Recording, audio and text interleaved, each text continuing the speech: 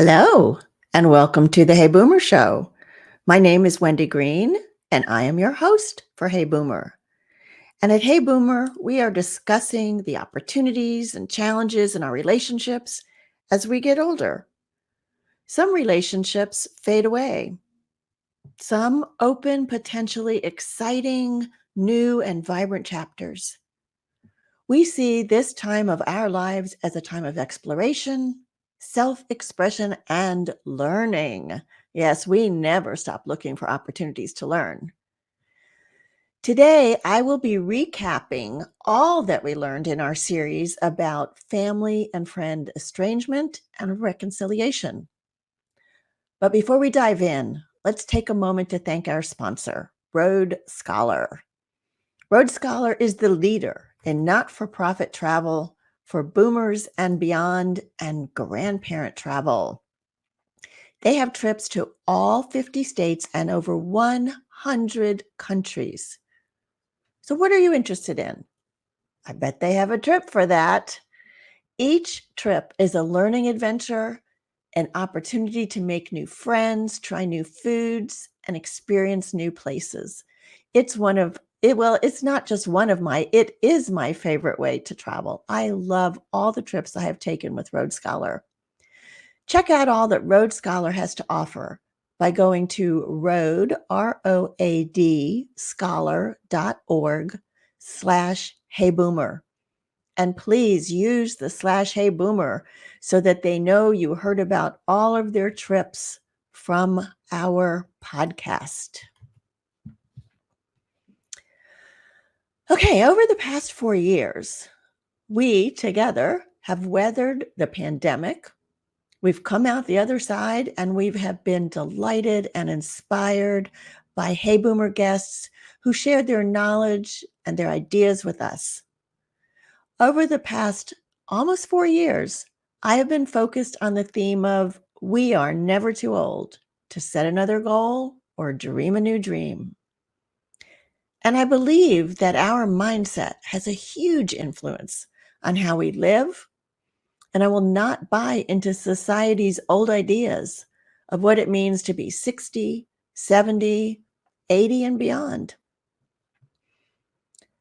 I turned 70 the summer of 2023, this past summer, and I acknowledge that there are some things that I can't do as well as I once did as far as physical activities.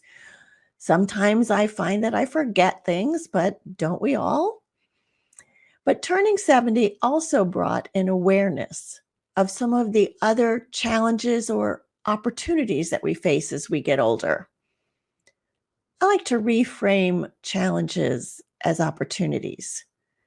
Opportunities open us up to learning and growth.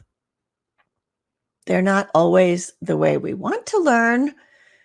However, just like our mindset around positive aging, a mindset of learning and opportunity helps us to face life events with an open mind. So in 2024, Hey Boomer will focus on the relationships in our lives.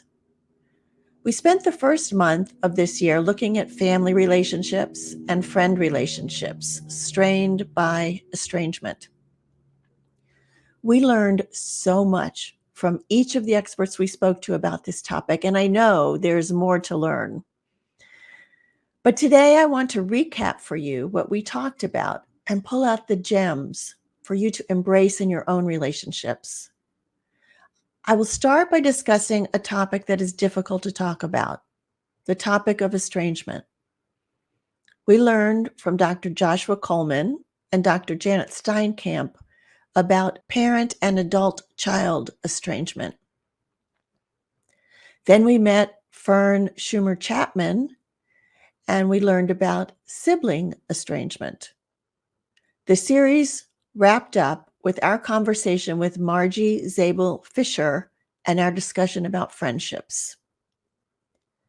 It is so important for our physical and emotional well-being to be surrounded by loving and supportive people. Please share this episode with friends and family. Let's spread the word about how Hey Boomer is addressing topics we all may eventually deal with, and how we are looking at them as learning opportunities. The idea of offering a series on estrangement is a result of the episode I had in November with Dr. Joshua Coleman. You may recall that he wrote the book Rules of Estrangement.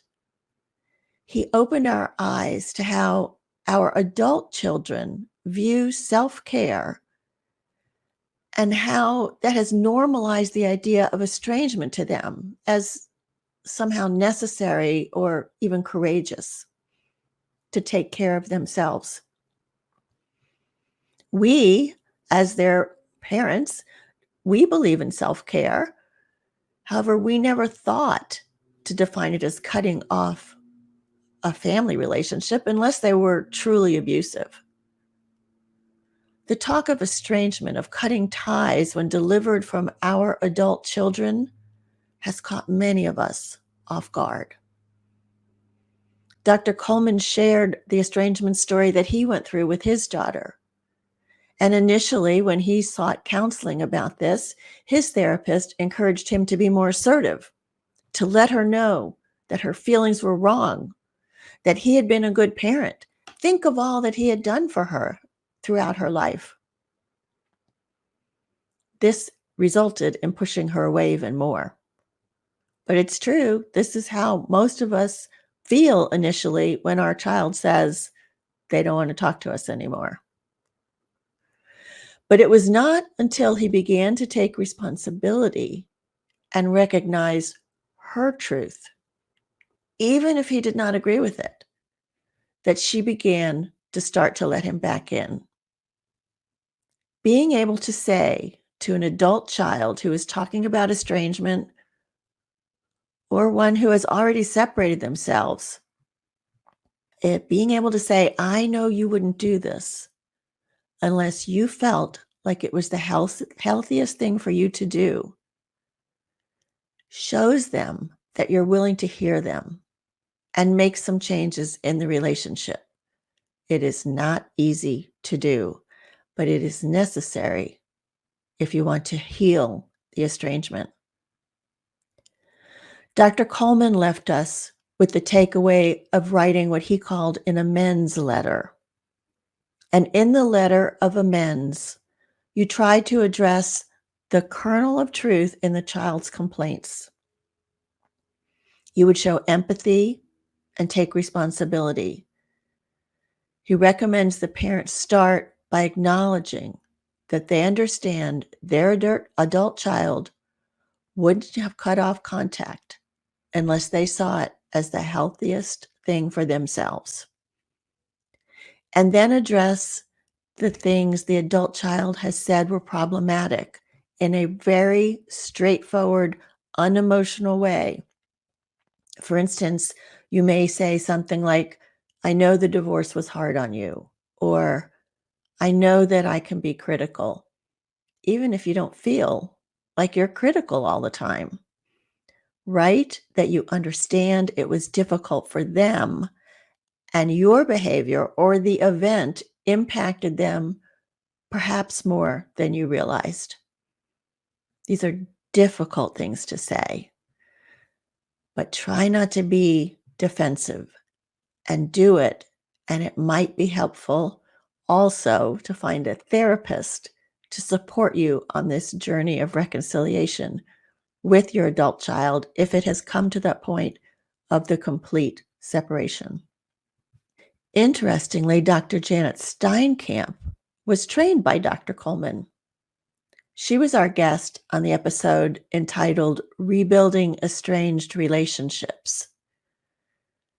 Janet's tale of estrangement from her daughter was marked by her recognition of her own parent-child communication missteps and her daughter's evolving adult expectations.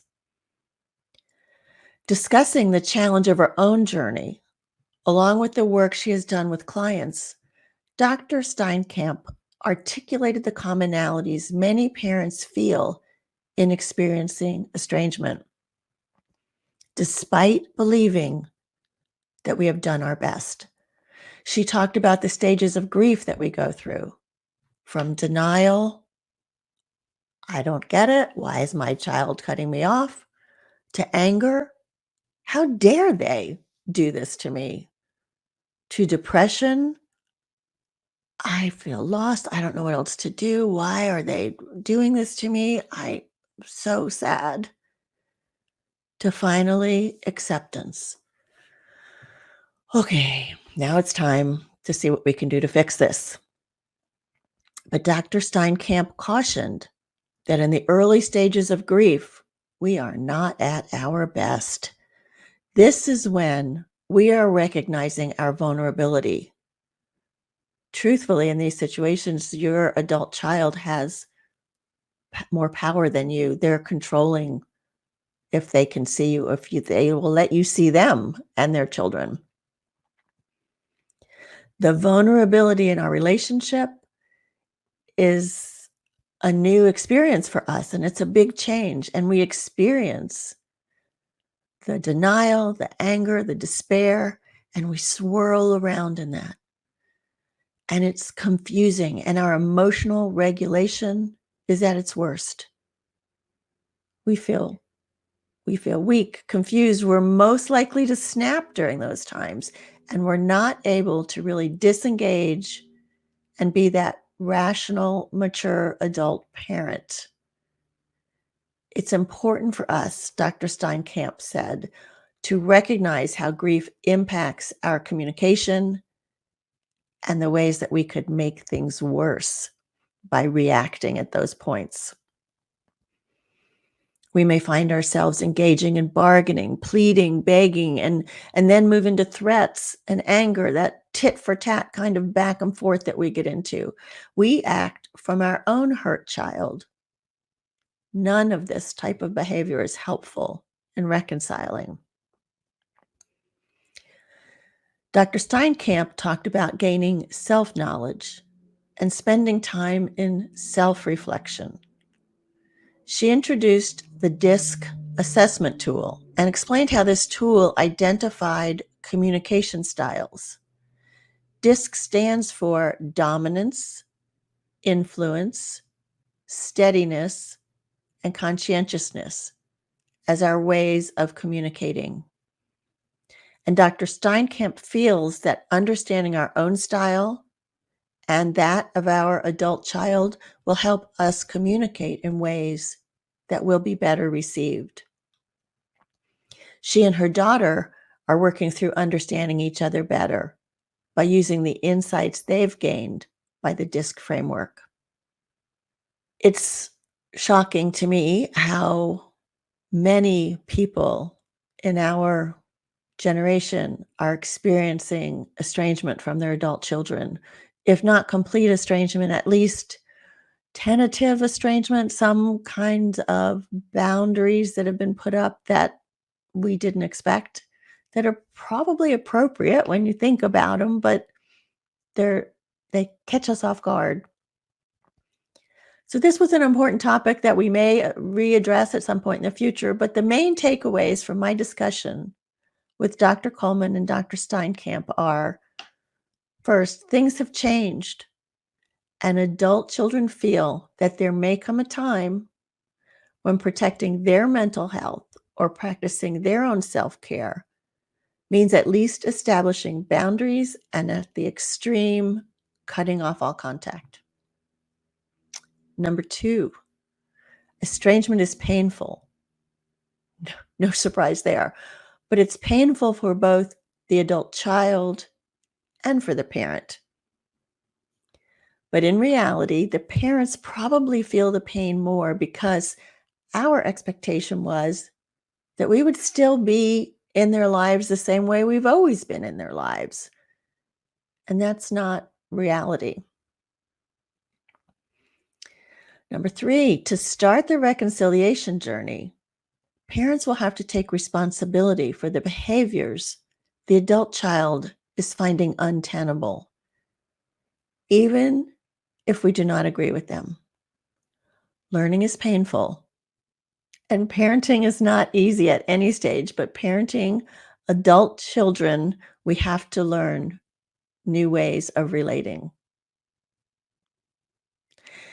Dr. Coleman, number 4, Dr. Coleman recommends the amends letter, and Dr. Steinkamp recommends learning about communication styles. Both of them say that self-reflection, empathy, and willingness to take responsibility are required if you hope to reconcile with an estranged adult child. Estrangement happens between siblings also, and we spoke to Fern Schumer Chapman about this. Her book, Brothers, Sisters, Strangers, talked about the story of a 40-year estrangement between her and her brother and their eventual reconciliation.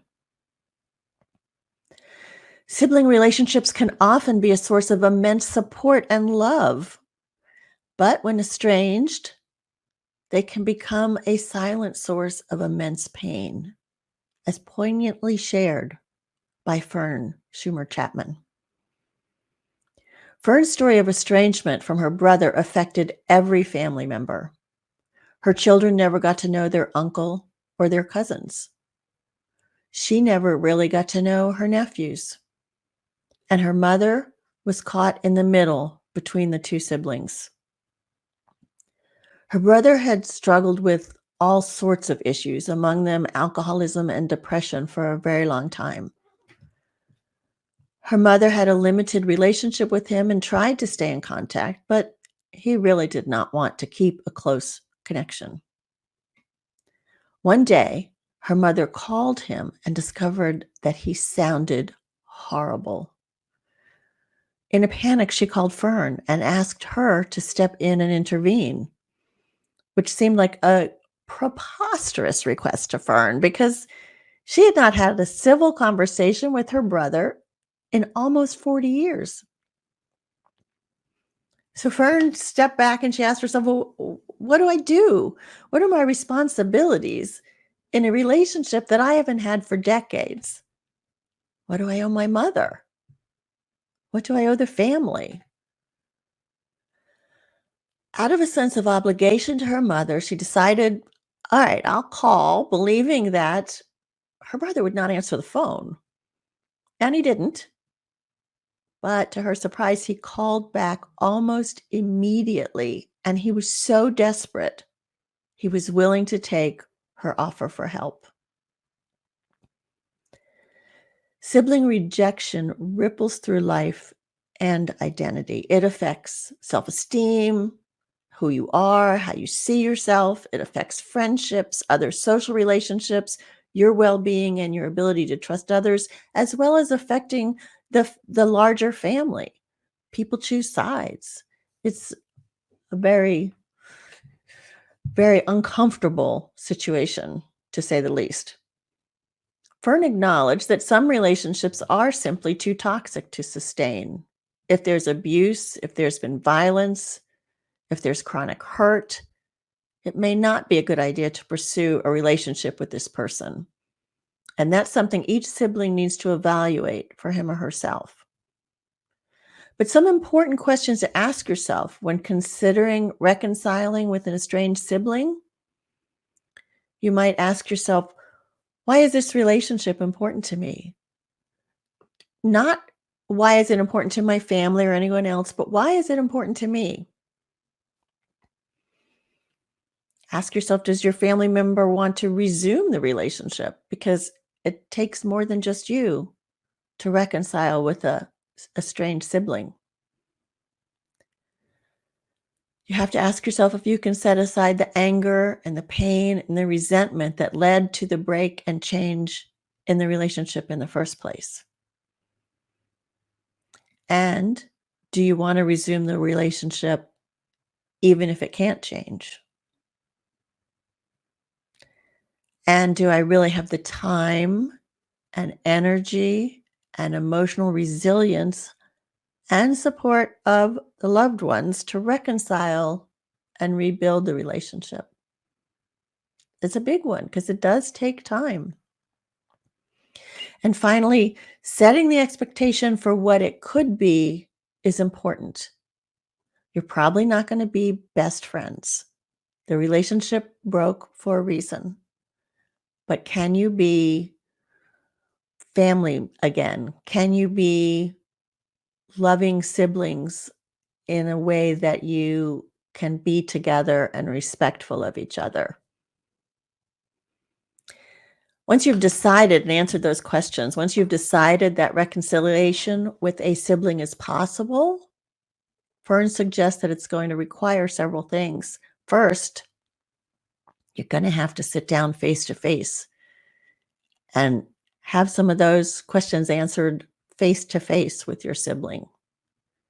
You're going to have to listen without interrupting and without challenging each other's stories. Each of you has your own perspective on what happened and why it happened, and that's truth for you. Listen. Very difficult. You have to acknowledge with empathy the other person's hurt or anger or alienation. You really need to stress your willingness and your desire and your hope to recreate a mutual bond. There's going to be difficult times on this journey of reconciling with an estranged sibling. And without that determination and that willingness and that desire on both sides, the work is going to be even more difficult, if not impossible. And the last thing she suggests that's so important is to let go of the anger. So good luck on reconciling the hard work of building that bond again with your sibling. We wrapped up this series on family and friend and the importance of all of that by talking about strained relationships with friends with Margie Zabel Fisher.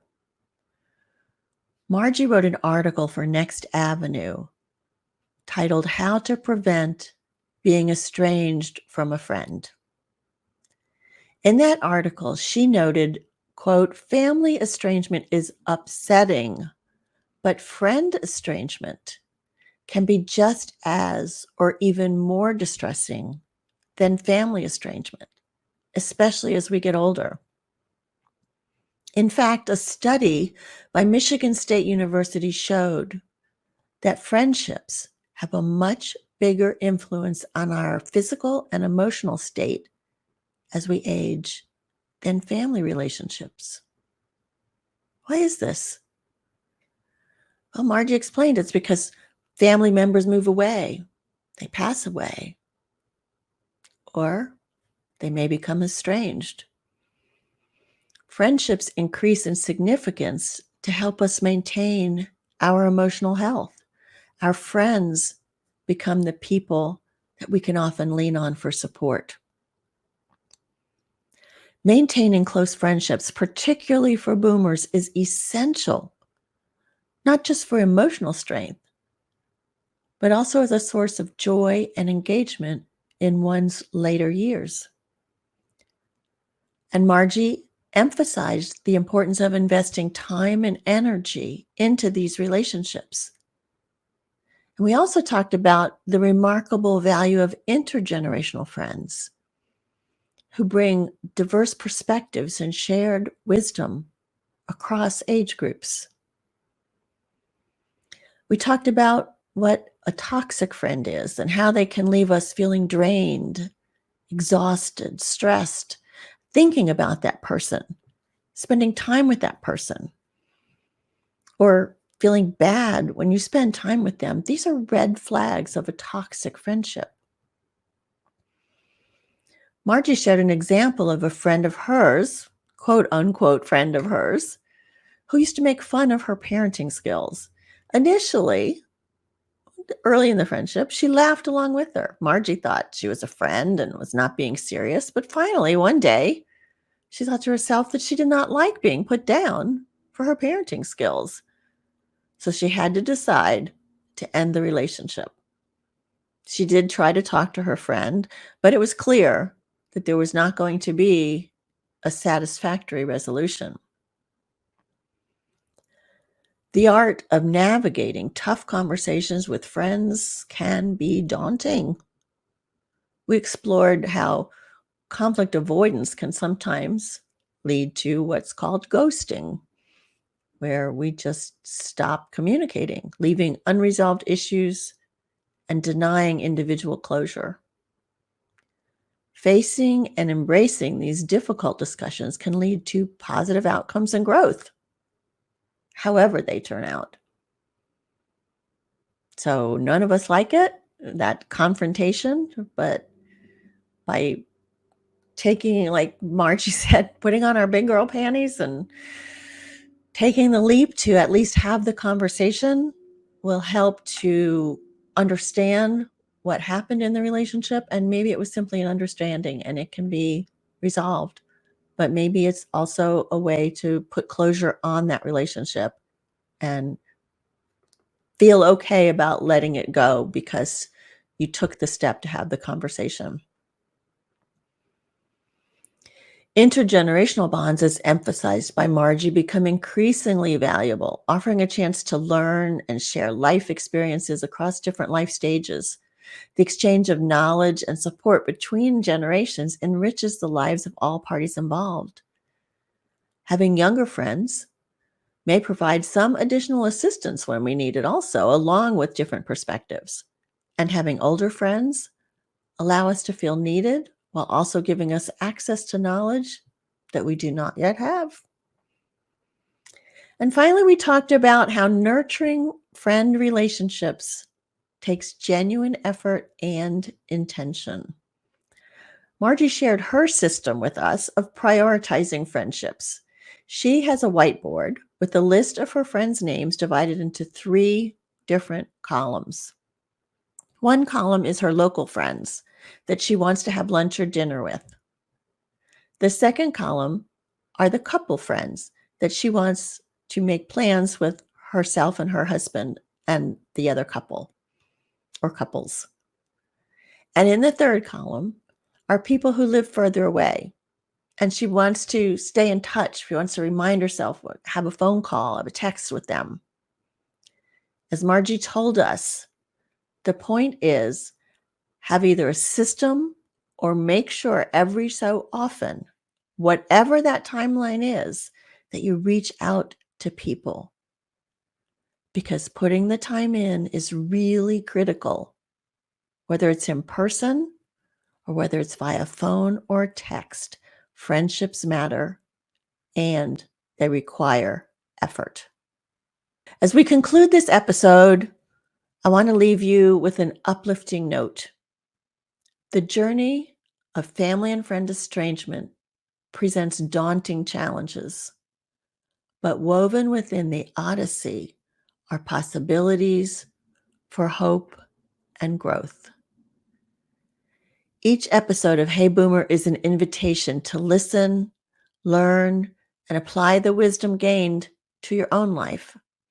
The path ahead may not always be easy, but it's traveled best with support and shared insights. Please don't forget to support our sponsor, roadscholar.org/heyboomer. The next time you are planning a trip, you will be so excited when you see all of the different trip possibilities that Road Scholar has to offer. So go to roadscholar.org/heyboomer. And next week, we're going to start our series on caregiving. My guest next week will be Dr. Terry Peace. She's an author and caregiving advocate for people who are caring for someone with Parkinson's. When Terry married, her husband had already been diagnosed with Parkinson's disease, but she brought her love and her confidence and her wealth of knowledge and experience to bear on caring for him. And in this episode, we're going to talk about the journey from becoming a care partner, to becoming a caregiver. Please continue to embrace this time of your life with exploration, self-expression, and learning. The Hey Boomer Show is produced by me, Wendy Green, and the music was written and performed by Griffin Hunrado, a student at the North Carolina University School of the Arts, and my grandson.